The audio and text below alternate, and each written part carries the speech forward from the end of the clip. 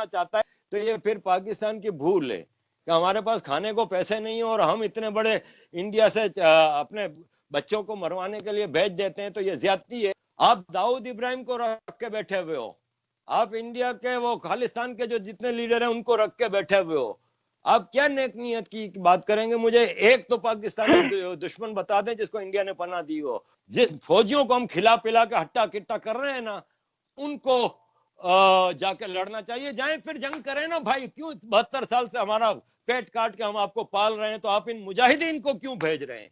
हमें एक नाकारा कौम बना दिया गया और हमें दुश्मनियों में डाला गया। फजूल में गजवा हिंद हमारे ऊपर लादा गया है।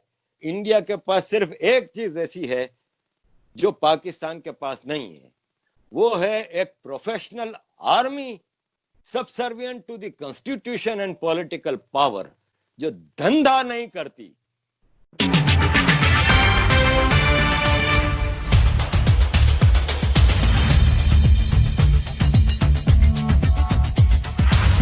और हमारे पास वो आर्मी है जो धंधा करती है, 100 से ज्यादा बिजनेस एंटिटीज चलाती है, कभी कोई प्रोफेशनल जंग नहीं जीती।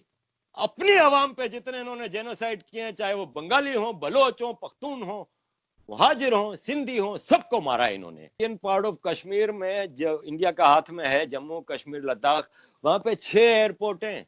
आपके पाकिस्तान के आजाद कश्मीर गिलगित बल्तिस्तान में कितने एयरपोर्ट हैं? जरा कोई मुझे गिनवा दे। कि इंडिया के साथ पाकिस्तान के ताल्लुकात बेहतर कैसे हो सकते हैं? कब तक ये चलता रहेगा कि कश्मीर के ऊपर जो है झगड़े हो रहे हैं, उसके बाद एलओसी पे वायलेशंस हो रही हैं, फिर एक दूसरे के बारे में स्टेटमेंट्स आ रही हैं कि आप अभी 72 साल तो हो गए, आपको लगता है कि कोई इसका सोल्यूशन निकलेगा?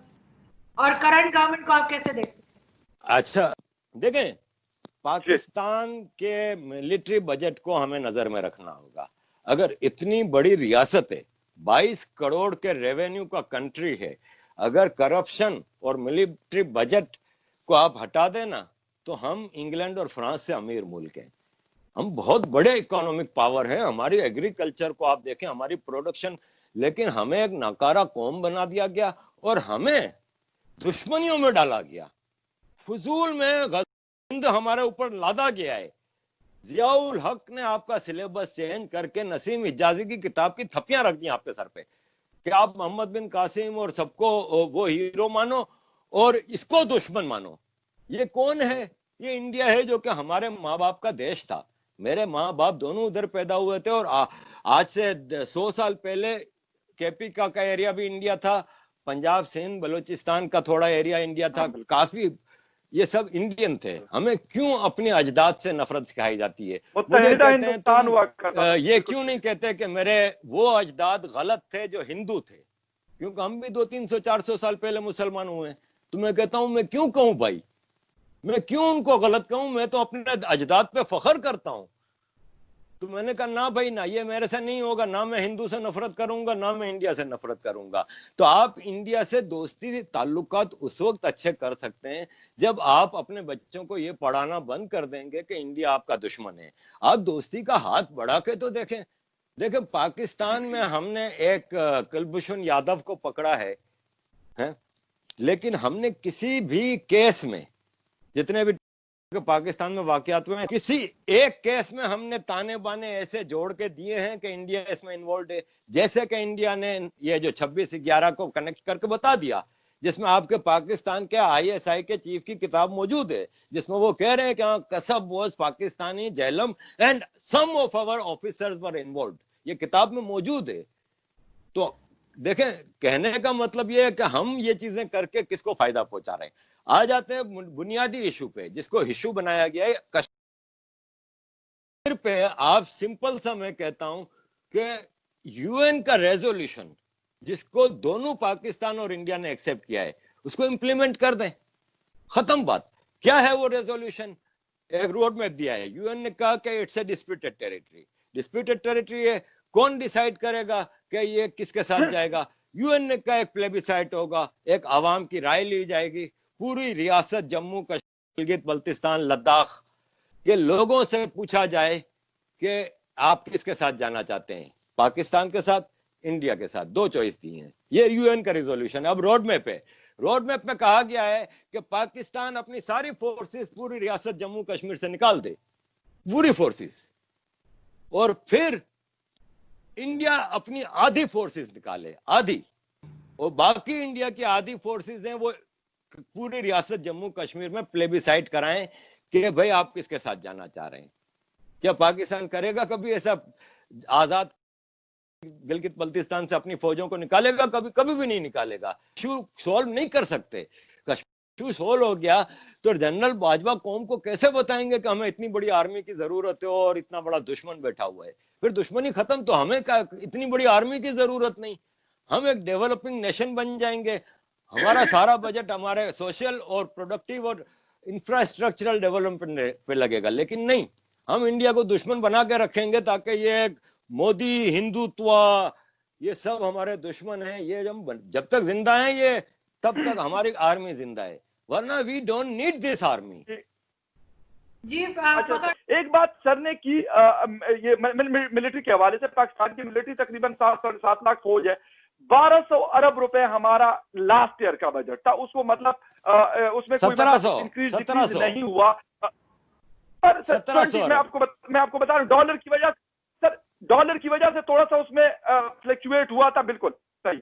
लेकिन इस वक्त दुनिया का तीसरा बड़ा बजट हिंदुस्तान के पास है, that is 71 billion US dollar का। तो मुझे ये बताएं कि हिंदुस्तान क्या ये जो 71 या 72 अरब डॉलर, बहुत बड़ी ह्यूज अमाउंट है। पाकिस्तान का टोटल पिछले साल का जो बजट था वो 6000 अरब रुपए का था, उनका सिर्फ मिलिट्री बजट जो है 7200 अरब रुपए से ज्यादा है। यानी पाकिस्तान टोटल का बजट और उनका सिर्फ मिलिट्री बजट, फिर भी उनका मिलिट्री बजट ज्यादा है। ठीक है, तो ये एक चीज तो यहाँ पे कंफर्म हो जाती है कि फिर वो किसके लिए करते हैं, क्योंकि किसी और को तो मतलब उनके साथ उनका आना जाना होता नहीं है। मैं और ये एक और बात, लेकिन अगर बजट को कंपेयर किया जाए, मैं मानता हूं कि उनका बड़ा मुल्क है, लेकिन उसके बावजूद भी उनका बजट हमसे बहुत ज्यादा है। जी सर, आरिफ साहब जी, सबसे पहले तो आते हैं कि इंडियन मिलिट्री बजट बिल्कुल ज्यादा है, बिल्कुल। लेकिन हमें अपने बजट को इंडियन मिलिट्री बजट से कंपेयर करने की उस वक्त जरूरत पड़ेगी ना जब हम सोचेंगे कि इंडिया हमारा दुश्मन है, वरना हमने अपना बजट चाइना से क्यों कंपेयर नहीं कर रहे कि चाइना का इतना बड़ा बजट है, पड़ोस में बैठा हुआ है इसलिए।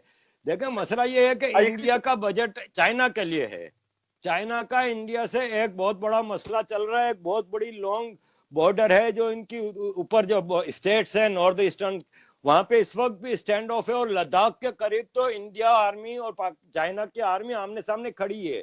चाइना ने कल रात 100 टेंट लगाए हैं उधर बॉर्डर के ऊपर और बड़ी मिलिट्री जमा हो रही है। तो इंडिया का चाइना के साथ कई इश्यूज पे मसला चल रहा है, नेपाल के माउंट एवरेस्ट का इशू है, कई चीजें हैं। तो हमें ये नहीं देखना है कि इंडिया वो सारी मिलिट्री प्रिपरेशन पाकिस्तान के लिए कर रहा है। नंबर 1, जिस दिन हम ये अपने दिल में रख लेंगे ना कि इंडियन हमारा दोस्त है और इंडियन ये दिल में रख लेगा कि पाकिस्तान इनका दोस्त है, तो फिर हमें ऐसे मसला नहीं कि इंडिया इतनी बड़ी आर्मी रखता है तो वो हमें डर नहीं होना चाहिए कि हमारे लिए रख रहा है। जैसे बांग्लादेश को डर नहीं है कि इंडिया ने इतनी बड़ी आर्मी क्यों रखी है। भाई बांग्लादेश भी तो शुरू हो जाए ना कि हम भी अपना मिलिट्री बजट को इतना बड़ा ले जाते हैं और वो करेंगे। इंडिया कर रहा है, गलत कर रहा है, सही कर रहा है, मैं इंडियन डिफेंड नहीं करूंगा, वो उनका मसला है। लेकिन मैं जहां तक मेरी डिस्कशन होती थी इंडियन आर्मी से के लिए भी मैंने 1-2 जगह डिस्कशन हो रही थी तो ये बात की कि भाई क्यों इतना बड़ा बजट रखा है, आप आम जनता पे पैसा क्यों नहीं लगाते। तो उनके पास ये रीजन है कि हमारे पास चाइना इतना बड़ा दुश्मन है। दूसरी बात ये है कि आर्टिकल 370 जब एब्रोगेशन हुआ था तो मैंने इसको सपोर्ट किया था।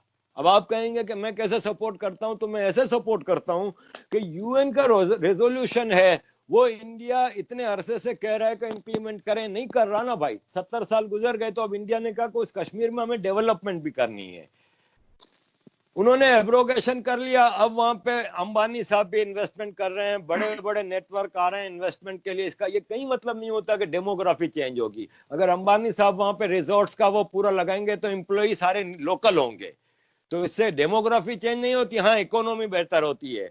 फिर आपको ये देखना होगा कि इंडियन पार्ट ऑफ कश्मीर में जो इंडिया का हाथ में है, जम्मू कश्मीर लद्दाख, वहां पे 6 एयरपोर्ट हैं। आपके पाकिस्तान के आजाद कश्मीर गिलगित बल्तिस्तान में कितने एयरपोर्ट हैं, जरा कोई मुझे गिनवा दे। कितनी यूनिवर्सिटियां हैं आजाद कश्मीर में आपके, वहां पे यूनिवर्सिटियां हैं, एक नहीं कई हैं, मेडिकल कॉलेजेस हैं, वहां पे हाईवेज हैं, दुनिया का हाईएस्ट एल्टीट्यूड वाला हाईवे अभी लद्दाख में बना है। आपने गिलगित बल्तिस्तान में आधा साल तो सड़क बंद रहती है क्योंकि वो लैंडस्लाइडिंग होती है और ग्लेशियर टूटते हैं और ये होता है वो होता है। आपके यहाँ तो कोई इंफ्रास्ट्रक्चर नहीं है। मैं इस्लामाबाद से मुजफ्फराबाद गया हूँ बाय रोड, मुझे पता है कैसा रोड है। कोई हाईवे नहीं है, कोई कुछ नहीं है। 7 लाख फौज रखनी पड़ रही है इनको इसलिए कि पाकिस्तान में यहां से इन्फिल्ट्रेशन होती है। इसका मैं सबूत दे देता हूं आपको, सिंपल सा। इंडिया में अभी 8 मारे गए टेररिस्ट।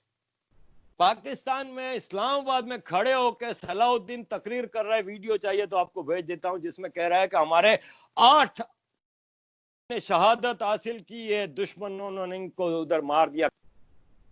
एक्सेप्ट कर रहा है और आपका लो उसको इजाजत दे रहा है कि वो खड़ा होकर इस्लामाबाद में तकरीर में एक्सेप्ट कर रहा है। और देवर पाकिस्तानीज, देवर नॉट इंडियन।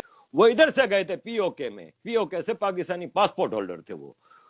उन लोगों को मारने के ऊपर शहादत का दर्जा दे रहा है और उनके लिए फातिहा खानी करा रहा है। कह रहा है हमारे हैं।